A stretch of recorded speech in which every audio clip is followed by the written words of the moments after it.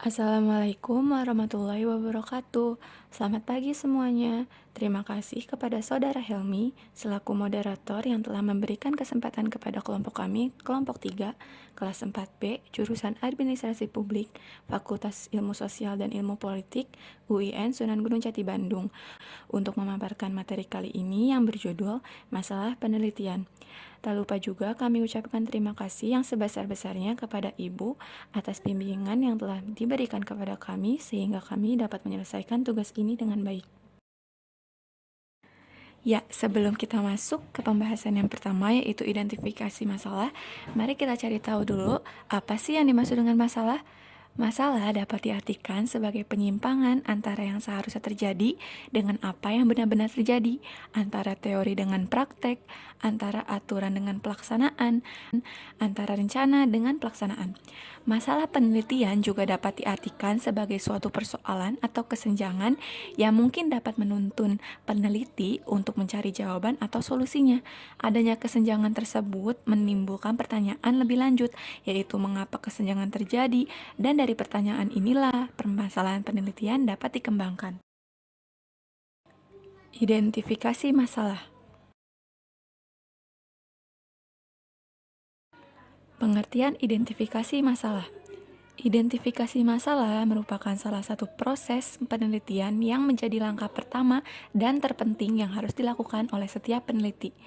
Identifikasi masalah juga dapat dipahami sebagai suatu upaya untuk mendefinisikan masalah yang ada dan membuat permasalahan tersebut dapat diukur dan diuji. Mudahnya, identifikasi masalah adalah proses untuk menentukan apa saja yang menjadi bagian inti dari sebuah penelitian. Adapun upaya yang harus dilakukan oleh seorang peneliti dalam mengidentifikasi masalah penelitian diantaranya sebagai berikut. Yang pertama, memahami teori, fakta, dan ide dalam bidang yang telah dipilih oleh peneliti. Yang kedua, adanya rasa ingin tahu yang besar dari peneliti. Karena rasa keingintahuan yang besar inilah masalah penelitian dapat dimunculkan. Yang ketiga, adanya implikasi progresif karena kemajuan teknologi. Artinya, ada situasi kehidupan dan hubungan yang dibangun oleh peneliti. Yang keempat, mencari sumber yang relevan dari jurnal-jurnal, buku-buku, atau penelitian yang terdahulu. Yang kelima, melakukan survei, saran, dan tinjauan penelitian. Untuk pembahasan selanjutnya yaitu ada penentuan masalah penelitian. Penentuan masalah penelitian adalah sesuatu yang sangat penting bagi seorang peneliti. Setelah masalah diidentifikasi, si peneliti harus secara tepat menentukan permasalahannya. Karena kesalahan di dalam menentukan masalah, maka tujuan penelitian tidak akan tercapai atau kalaupun tercapai akan memakan waktu yang cukup lama. Dan berikut ada cara-cara untuk penentuan masalah penelitian. Yang pertama, dipilih dari hal-hal yang menjadi perhatian dan memerlukan pemecahan. Yang kedua, memudahkan dalam pengumpulan dan penjajakan data yang terkait dengan permasalahan. Yang ketiga, memudahkan dalam mengobservasi fakta-fakta yang relevan yang memungkinkan akan menjadi kunci untuk memecahkan kesulitan atau permasalahan yang ditemukan. Yang keempat, memiliki literatur yang akan menjadi landasan teoritis untuk membentuk asumsi sebagai landasan untuk membentukkan hipotesis. Yang kelima, dari pertimbangan sosial. Syarat-syarat masalah penelitian. Syarat-syarat masalah penelitian.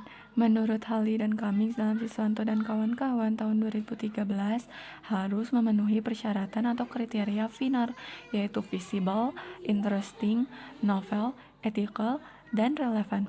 Maksudnya yang pertama yaitu visible, artinya tersedia cukup subjek penelitian, dananya, waktunya, alatnya, dan keahliannya. Yang kedua, interesting. Artinya masalah yang akan diangkat untuk topik penelitian di sini harus yang aktual sehingga menarik untuk diteliti. Yang ketiga, novel.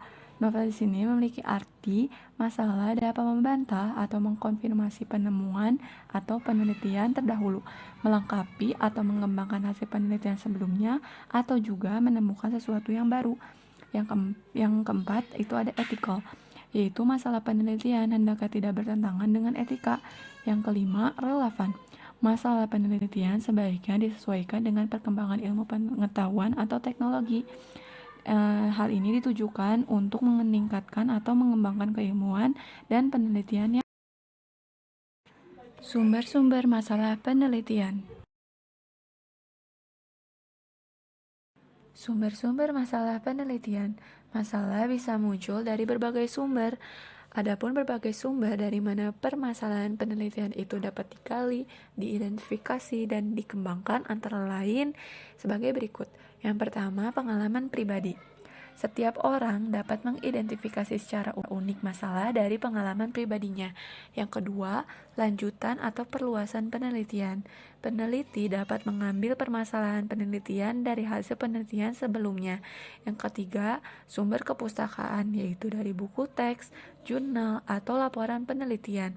Membaca buku teks, jurnal maupun laporan penelitian selain mendapat memperkaya hasanah pengetahuan, juga dapat dijadikan sebagai sumber bahan identifikasi masalah yang memberi rekomendasi untuk melakukan penelitian lanjutan. Yang keempat, forum pertemuan ilmiah dan diskusi. Hasil pertemuan ilmiah dan diskusi dengan orang yang lebih berpengalaman dapat membuka wawasan dan pandangan lain untuk memperoleh identifikasi masalah yang direncanakan sebagai bahan untuk menyusun skripsi atau tesis. Yang kelima, observasi atau pengalaman langsung dalam praktek.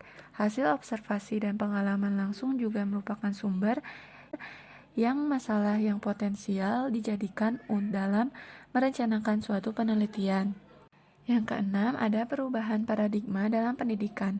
Paradigma pendidikan yang selalu berubah dan berkembang dari masa ke masa dalam berbagai hal seperti kurikulum, media, dan metode pembelajaran dapat dijadikan sumber berbagai identifikasi masalah untuk penelitian. Yang ketujuh, fenomena pendidikan dalam kelas, luar kelas, dan di masyarakat. Fenomena pendidikan yang terjadi baik dalam kelas, luar kelas, maupun dalam masyarakat dapat mendorong peneliti untuk menjadikannya sebagai sumber masalah yang dapat diangkat dalam suatu penelitian. Yang kedelapan, deduksi dan teori. Terdapatnya deduksi dan teori yang sudah ada ataupun merupakan cabang studi yang sedang dikembangkan. Berikut ciri-ciri masalah yang baik. Yang pertama, masalah harus dapat dicari jawabannya melalui sumber yang jelas, tidak banyak menghabiskan dana, tenaga, dan juga waktu. Yang kedua, masalah harus jelas, yaitu semua orang memberikan persepsi yang sama terhadap masalah tersebut. Yang ketiga, masalah harus signifikan. Artinya, jawaban atas masalah harus memberikan kontribusi terhadap pengembangan ilmu dan pemecahan masalah kehidupan manusia. Yang keempat, masalah bersifat etis, yaitu tidak berkenaan dengan hal-hal yang bersifat etika, moral, nilai, keyakinan, dan juga agama. Yang kelima, masalah menyatakan hubungan antara dua variabel atau lebih dalam bentuk kalimat tanya atau alternatif yang secara implisit mengandung pertanyaan. Perumusan masalah. Pengertian perumusan masalah. Surya Sumantri tahun 2003 halaman 312 menyebutkan bahwa rumusan masalah merupakan upaya untuk menyatakan secara tersurat pernyataan-pernyataan apa saja yang ingin kita cari jawabannya. Rumusan masalah diperoleh dari identifikasi masalah yang sudah diajukan. Jika identifikasi masalah masih sangat luas cakupannya, maka rumusan masalah merupakan masalah spesifik yang sudah dibatasi untuk diteliti lebih lanjut oleh peneliti. Bentuk-bentuk rumusan masalah penelitian. Yang pertama, ada rumusan masalah deskriptif, yaitu rumusan masalah yang berkenaan dengan pertanyaan terhadap keberadaan variabel mandiri, baik hanya pada satu variabel atau lebih. Yang kedua, yaitu ada rumusan masalah komparatif, yaitu rumusan masalah penelitian yang membandingkan keberadaan satu variabel atau lebih pada dua atau lebih sampel yang berbeda atau pada waktu yang berbeda. Yang ketiga, ada rumusan masalah asosiatif, yaitu suatu rumusan masalah penelitian yang bersifat menanyakan hubungan antara dua variabel atau lebih. Selanjutnya, ada kesalahan umum dalam rumusan masalah. Yang pertama, pengumpulan data tanpa tujuan atau rencana yang didefinisikan secara baik. Yang kedua, mengambil kelompok data yang ada dan berusaha untuk menyesuaikan pertanyaan peneliti untuk hal tersebut. Yang ketiga, definisi-definisi tujuan terlalu umum atau istilah-istilah memiliki arti ganda yang menyebabkan interpretasi-interpretasi dan kesimpulan-kesimpulan menjadi bercabang dan tidak sahih. Yang keempat, mengerjakan penelitian tanpa penelaahan literatur yang sesuai dengan permasalahan. Yang kelima, gagal dalam mencari kerangka konsep-konsep dan teori yang menjadi dasar penelitian. Selanjutnya, tidak membuat asumsi yang jelas sebagai dasar penelitian dapat dievaluasi. Yang selanjutnya, tidak mengemukakan keterbatasan-keterbatasan yang terdapat dalam pendekatan secara implisit atau eksplisit, keterbatasan-keterbatasan pada kesimpulan, dan bagaimana mengaplikasikannya pada situasi yang lain. Dan yang terakhir, tidak mengantisipasi hipotesis alternatif. Berikut terdapat langkah-langkah perumusan masalah. Yang pertama, tentukan fokus penelitian. Yang kedua, cari berbagai kemungkinan faktor yang ada kaitannya dengan fokus tersebut, yang dalam hal ini dinamakan subfokus. Yang selanjutnya, dari antara fokus-fokus yang terkait, adakan pengkajian mana yang sangat menarik untuk ditelaah, kemudian tetapkan mana yang dipilih. Yang selanjutnya, kaitkan secara logis faktor-faktor subfokus yang dipilih dengan fokus penelitian. Berikut ada beberapa kegunaan atau fungsi rumusan masalah. Yang pertama, yaitu sebagai pendorong suatu kegiatan penelitian menjadi diadakan, atau dengan kata lain berfungsi sebagai penyebab kegiatan penelitian itu menjadi ada dan dapat dilakukan. Yang kedua, sebagai pedoman, yaitu sebagai penentu arah atau lokus dari suatu penelitian. Perumusan masalah ini tidak berharga mati, artinya dapat dikembangkan dan berubah setelah penelitian sampai di lapangan. Yang ketiga, sebagai penentu jenis data macam apa yang perlu dan harus dikumpulkan oleh peneliti. Yang keempat, dengan adanya perumusan masalah penelitian, maka peneliti menjadi mudah dalam menentukan siapa yang akan menjadi populasi dan sampel penelitian. Pembahasan selanjutnya yaitu mengenai kriteria-kriteria perumusan masalah. Ada 3 kriteria yang diharapkan dapat dipenuhi dalam perumusan masalah penelitian. Kriteria pertama yaitu berwujud kalimat tanya. Dan kriteria yang kedua yaitu dapat bermanfaat atau berhubungan dengan upaya pembentukan dan perkembangan teori. Dalam arti pemecahannya secara jelas, diharapkan akan dapat memberikan sumbangan teoretik yang berarti, baik sebagai pencipta teori-teori baru maupun sebagai pengembangan teori-teori yang sudah ada.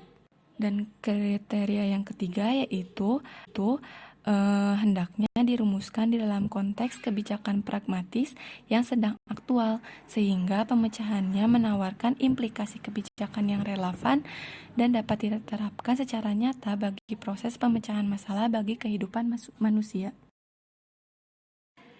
Pentingnya perumusan masalah. Perumusan masalah merupakan salah satu tahap di antara sejumlah tahap penelitian yang memiliki kedudukan yang sangat penting dalam kegiatan penelitian. Penentuan perumusan masalah sangat penting dan berfungsi dalam menetapkan satu langkah awal, yaitu untuk mengembangkan kerangka konsep, konseptualisasi dan operasionalisasi, dan juga desain penelitian. Yang kedua, prediksi keberhasilan penelitian. Yang ketiga, untuk memilih judul dan menuliskan tujuan penelitian. Yang keempat, untuk menilai orisinalitas studi versus plagiarisme. Pembahasan selanjutnya yaitu ada pembatasan masalah. Dalam penyusunan karya tulis, pembatasan sangat penting agar masalah yang diteliti tidak terlalu luas. Membatasi masalah memiliki implikasi pada penyempitan teori dan variabel yang akan diteliti. Pembatasan masalah juga sangat membantu peneliti dalam merumuskan instrumen penelitian. Artinya, pembatasan masalah ini dapat menentukan dari keberhasilan penelitian itu sendiri.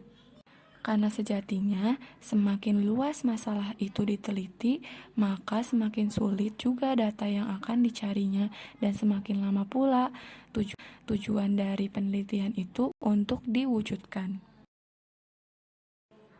Mungkin cukup sekian yang dapat kelompok kami sampaikan. Kurang lebihnya mohon maaf. Dan selanjutnya saya kembalikan kepada moderator. Wassalamualaikum warahmatullahi wabarakatuh.